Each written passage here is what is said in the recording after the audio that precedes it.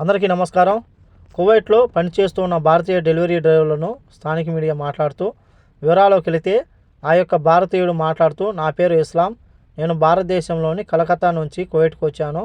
కువైట్లో డెలివరీ ఉద్యోగం ట్రాఫిక్ మరియు వాతావరణం కలిగి ఉంటుందని చెప్పి కొన్నిసార్లు పైన కస్టమర్లోని కొంతమంది వ్యక్తులతో ఇబ్బంది ఉంటుంది, కానీ ఇక్కడ నేను సంతోషంగా ఉండాలని చెప్పి భారతీయుడు తెలిపాడు.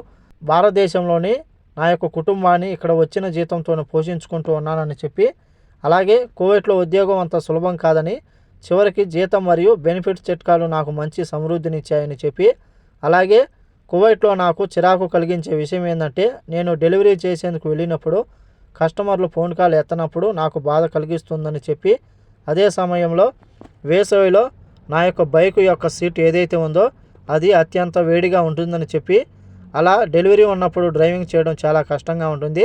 అలాగే కువైట్లో డెలివరీ రంగంలో పనిచేస్తున్న వేల మంది భారతీయ కార్మికులు ఎవరైతే ఉన్నారో వాళ్ళు రేయనక పగలనక ఎండనక వాననక మనం చూసుకుంటే అప్పుడు కూడా ఒకరి కడుపును నింపేందుకు వాళ్ళు ఈ యొక్క వాతావరణ సవాళ్ళను ట్రాఫిక్ను అన్నిటిని దాటుకుని మీ ముందుకైతే వస్తూ ఉంటారు చెప్పి ఆ యొక్క భారతీయుడు ఆవేదన వ్యక్తం చేశాడు.